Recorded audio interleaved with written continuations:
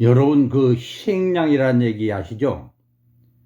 희생양이라는 것은 우리 인간이 뭐 큰 죄를 지었다든가 아니면은 그 기후나 또 이런 게 재앙이 와서 인간의 힘으로 그것을 극복하기 힘들 때는 우리가 신에게 제사를 지내고 기원을 했습니다.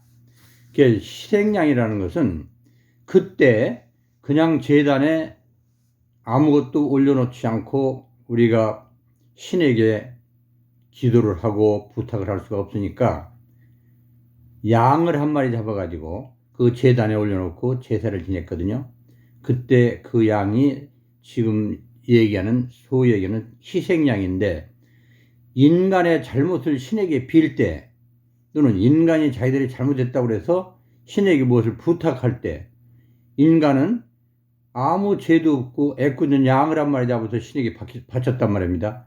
그러면 양은 자기가 잘못한 것도 아무것도 없고 또 자기에게 어떠한 이익도 돌아올 것도 없는데 자기의 목숨을 바쳐서 하나의 그 뭐라 그러나 제물이 되어서 목숨을 잃게 되는 거죠.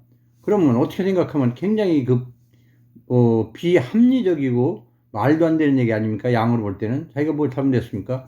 그렇다고 평소에 뭐 양한테 인간이 잘해준 것도 없죠. 양은 들에 다니면서 풀 뜯어먹고 다 살았는데. 근데 이것이 이제 간단하게 설명하면은 희생양이라고 할 수 있는데, 우리 사회에는 이런 것이 한두 가지가 아닌 것 같아요. 우리 뭐 예를 들어서 의과대학 실험실에서 실험을 하는데 몰모트를 가지고 하죠. 그것도 생명 있는 거거든요. 그건 지 나름대로 살아야 되는데 그거 잡아다가 개들을 위해서 하는 게 아니라 개들을 이용해서 우리 인간에게 유익한 약을 만들어낸다든가 무슨 뭐 화학물질 이런 거에 대해서는 반응이 어떤가 이런 연습을 하죠. 그 몰모트도 어떻게 생각하면 희생양이랑 똑같죠. 그런데 인간들은 그때 합리적인 얘기를 하죠. 그런 것은 그렇게 되기 위해서 태어났다 이런 얘기를 하는데, 그것은 어불성설 아니겠습니까? 뿐만 아니라 우리 인간 사회에서 어떤 조직에서도 그 조직이 씻지 못할 죄를 졌다든가 아니면은 도저히 남한테 용납받지 못할 이런 죄를 졌을 경우에도 그 조직을 대표해서 누가 한 사람 희생되어서 목숨을 내걸고 바치고 제물로 바쳐져 가지고 그 위기를 모멸하는 경우가 있습니다. 이것을 보면은 이것 또한 희생양이나 마찬가지죠. 그런데 인간은 애초에 자기들의 잘못을 자기가 책임지지 않고 남을 이용해서 벗어나려고 하는 이런 얄팍한 뇌를 가지고 있다는 것이 참으로 안타까울 뿐입니다. 그러면 희생양이 없이는 어떻게 되겠느냐? 어떻게 생각하면 희생양 없이 잘 돌아갈까 이렇게 생각하면 또 그렇지도 않은 것 같아요. 그러면 흔히 얘기하는 필요악이라고 그래요. 필요할 때는 악이라도 뭐 행해야 된다. 희생양도 그런 의미에서 생각하면은 받아들일 수 있죠. 그러니까 될 수 있으면 그런 희생양이 덜 생기고 덜 필요한 세상을 만들기 위하여 노력을 해야 되는 것이 우리가 해야 될 일인데, 오늘날 보면 그보다도 더 한 것 같아요. 옛날에는 그냥 순전하게 양 한 마리 잡아서 지내고 자기의 죄를 빌었는데, 요새는 자기가 지은 죄를 감추고 오히려 남을 곤경에 빠뜨리게 하는 일이 더 많고, 또 영원히 그 죄가 감춰질 것 같은 생각을 하면서 또 그 자리를 모면하려 하고, 이게 우리 인간들의 행태가 되어버린 것 같습니다. 도저히 용납할 수 없는 일을 우리는 자기의 합리화시키기 위해서 남을 희생시키고, 또 뿐만 아니라 자기들의 이익을 위해서 남을 희생시키고, 어떻게 생각하면 인간이 일반 그 동물이나 생물 이런 것들이 자연의 수능에서 사는 것에 비하면 더 악랄하고 더 잘못된 것 같은데, 그렇다고 해서 우리 인간이 뭔가 더 많은 그 행복을 누리고 또 평화를 누리고 사느냐? 그것도 아니죠. 점점 더 악랄해지면 악랄해질수록 더 나쁜 결과가 옵니다.